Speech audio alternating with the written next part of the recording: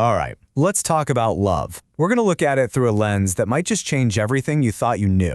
Because what if our whole approach to this incredibly powerful force has been, well, kind of backward? I mean, think about this question for a second. It completely flips the script. We spend so much time and energy trying to find love, to get love, to attract it. But what if that desperate search is the very thing pushing it away? You know, it really boils down to two totally different ways of operating. On one side, you have the receiving love mindset. That world is filled with dependency, a feeling of scarcity, and a whole lot of anxiety. But on the other side, you have generating love. That's not about waiting, it's about creating. And that simple shift, it leads to empowerment, a sense of abundance, and real genuine connection. So how do we make that leap? Well, the very first step is to completely redefine what love even is.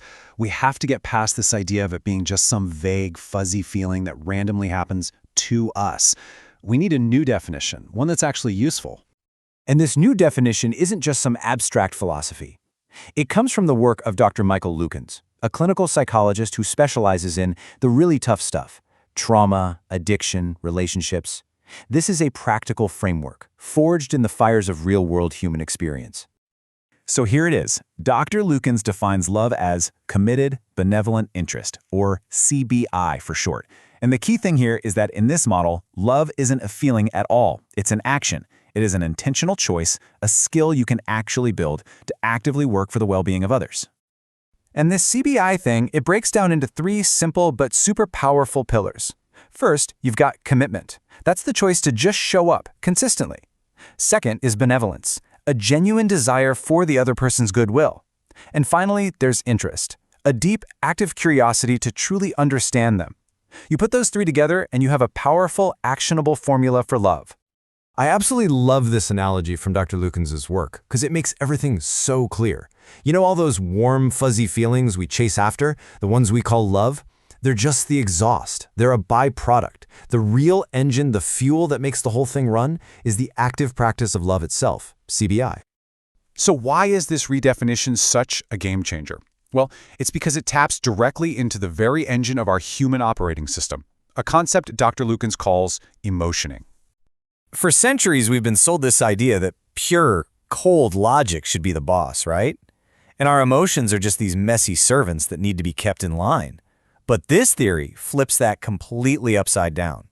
It says our emotional core, our emotioning, is the true master. It's what sets our goals. And our powerful, logical mind, it's actually the servant that just figures out how to get there. See, emotioning isn't just about feeling happy or sad in a given moment. It's the fundamental engine that's always running in the background. It's the core process that gives meaning to our world and drives every single thing we do. Our thoughts, our feelings, they're just the dashboard lights, expressions of this deeper, constant motion. The system is always on.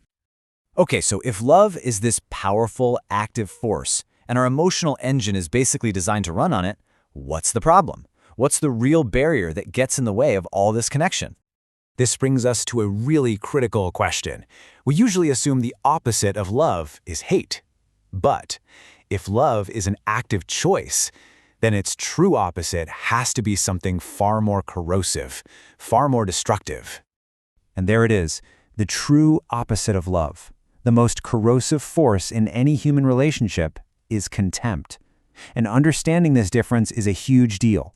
Because unlike hate, which is still a form of connection, contempt is a complete and total rejection of connection itself. So here's how to think about it. Love, CBI, is a stance for the other person. It's a warm, wholehearted acceptance. Contempt is the polar opposite. It's a cold, empty-hearted, active stance against them.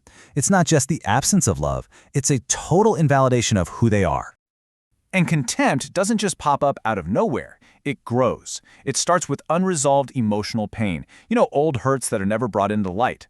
When those wounds are just left to fester, they begin to decay. Dr. Lukens actually calls contempt the rot that sets in, and it slowly eats away at our natural ability to love. Okay, so we've identified the problem, contempt. But here's the really empowering part. This framework doesn't just diagnose the issue, it hands us the solution. It actually reveals an untapped superpower that every single one of us has to shift from that world of scarcity to one of abundance. It all comes down to this one choice. We can live in the scarcity trap, waking up every day asking, who loves me? do they love me enough? Or we can switch to the abundance mindset and start asking a much more powerful question. Who do I love? That's the shift. That's moving from being a passive consumer to an active creator. This is probably my favorite metaphor in this whole thing. When it comes to love, you are not the customer sitting on your porch waiting for a package to be delivered. You are the factory. You make the goods. You are the source. You control the means of production. So how do we actually put this superpower into practice? Well, Dr. Lukens tells this brilliant and kind of hilarious story to make it all click. Just imagine this. Your dog, who adores you more than anything, comes bounding up, so proud and happy, and drops a very special gift at your feet. A dead squirrel. In that moment, how do you react? Well, if you see with unloving eyes, you just see a disgusting mess, right? A problem to be solved. You feel annoyed, maybe even repulsed. But what if you choose to see with loving eyes? What if you choose to generate love right then and there? Then you see past the messy package to the intent behind it.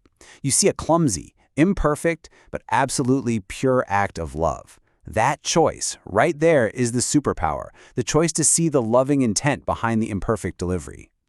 And this is where all these threads come together. Because this isn't just about our relationships. This new operating system for love, this whole way of thinking, actually provides a clear, actionable path to what pretty much all of us are searching for, a meaningful life. It's like a chain reaction. You start by consistently practicing love as an action. That's CBI. When you do that, you begin to forge a strong conscience, like a true north on your internal compass. That conscience then starts to guide your contribution to the world. And that contribution, driven by love, that is your purpose. So the huge final insight here is that purpose isn't some cosmic mystery you have to go out and find. It's not a destination you arrive at. It is the natural, inevitable result of a loving way of being. You don't find your purpose, you build it. One loving action at a time. Which brings us to our final thought to take with you. As you go about your day, just think about this. What clumsy, imperfect, maybe even annoying dead squirrel has shown up in your life recently? What gesture could you see it not as a mess, but as a profound act of love, if only you chose to see it with loving eyes?